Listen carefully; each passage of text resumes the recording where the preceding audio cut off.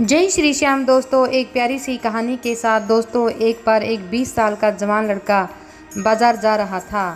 आज उसके जीवन की पहली कमाई थी, यानी कि उसे जॉब मिल गई थी और आज उसकी पहली सैलरी आई थी। अपनी पहली कमाई से वो अपनी माँ के लिए चप्पल खरीदना चाहता था। बाजार में वह एक अच्छी सी चप्पल की दुकान देखकर वो उसके अंदर चला गया तो दुकानदार से बोला, सेठ जी, लेडीज़ के लिए एक जोड़ी चप्पल दिखाओ और अच्छी सी होनी चाहिए वो।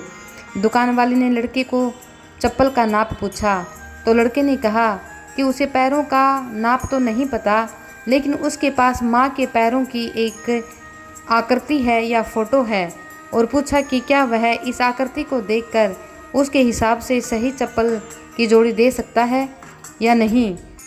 लड़के की बात सुनकर दुकानदार आश्चर्यचकित हो गया और उसने कहा कि भाई, हमने कभी भी आकृति के हिसाब से चप्पल नहीं बेची, और भला कोई आकृति देखकर चप्पल क्यों खरीदेगा। तुम खुद अपनी माँ को यहाँ लेकर उनके पैरों का नाप क्यों नहीं दे देते। लड़के ने कहा, अरे भाई, मैं तो शहर में रहता हूँ और उसकी माँ बहुत दूर गाँव में रहती है। उसकी माँ ने जीवन में कभी भी चप्पल नहीं पहनी, फिर भी उसने बहुत मेहनत करके मुझे पढ़ाया लिखाया और इस काबिल बनाया कि मैं एक अच्छी नौकरी कर सकूं। जिस दिन मैं घर से निकला था उस दिन भी मेरी माँ के पाँव नंगे थे, उसके पैरों में चप्पल नहीं थी, और मैंने जब उसके चरण छुए तो मैंने उसी दिन सोच लिया था कि मैं जिस दिन भी नौकरी लगूंगा उसी दिन मेरी पहली तनख्वाह से अपनी माँ के लिए बहुत ही सुंदर सी चप्पल लूँगा, बिल्कुल नरम सॉफ्ट, जो कि मेरी माँ के पैरों में आनंद दे बल्कि उसके पैरों को ना चुभे। इसलिए मैंने उसके पैरों का नाप इस कागज़ के पन्ने पर ले लिया था कि मैं जहाँ भी रहूँ तो उसके नाप की चप्पल लेकर आऊँ। यह सुनकर दुकानदार की आंखों में पानी आ गया और उसने अपने अनुभव के हिसाब से आकृति को देखकर योग्य माप की चप्पल उस लड़के को दे दी। दुकान वाले ने एक और जोड़ी चप्पल उसी माप की उस लड़के को देते हुए कहा, अगर माँ की चप्पलें टूट जाए तो यह दूसरी चप्पल उसके दूसरे बेटे की तरफ से उन्हें दे देना। लड़का भावुक हो गया और उसने चप्पल के पैसे चुकाए और चप्पल के दोनों जोड़े लेकर जाने लगा। तभी पीछे से दुकानदार ने लड़के को रोकते हुए पूछा कि क्या वह पेपर में बनी आकृति, पैरों की आकृति उसे दे सकता है। लड़के ने दुकानदार को अपनी माँ के पैरों की आकृति बनी वह पेपर दिया और वहाँ से चला गया। दुकानदार ने चित्र को अपने दुकान में बने देवघर में रख दिया। दुकान में काम करने वाले कर्मचारी यह देखकर हैरान थे। उन्होंने दुकानदार से पूछा, उन्होंने किसी महिला के पैरों की आकृति को भगवान के मंदिर में क्यों रख रखा है।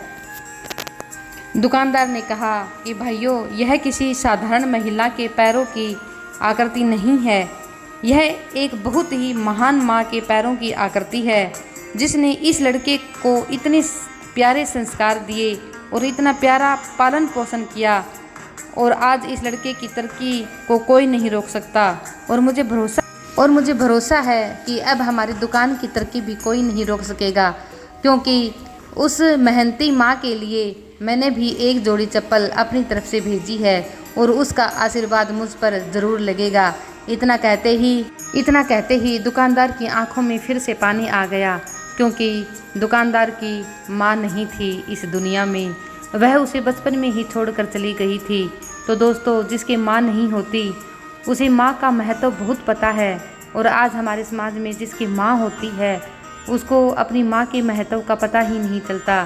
तो अपनी माँ से इतना प्यार कीजिए और इस कहानी को इतना लाइक और शेयर कीजिए कि हर इंसान, हर लड़का, हर लड़की अपनी माँ की इज्जत करे, सेवा करे और प्यार करें।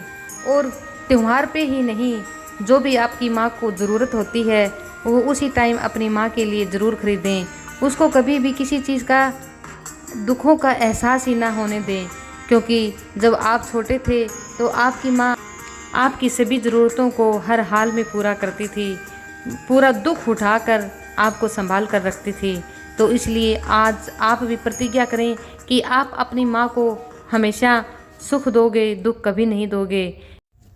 दोस्तों, कहानी पसंद आई हो तो लाइक, शेयर और सब्सक्राइब ज़रूर करें एक आने वाली सुंदर सी कहानी के लिए, और अपनी प्यारी सी माँ के लिए एक लाइक, शेयर और सब्सक्राइब ज़रूर करें। जय हिंद, जय भारत।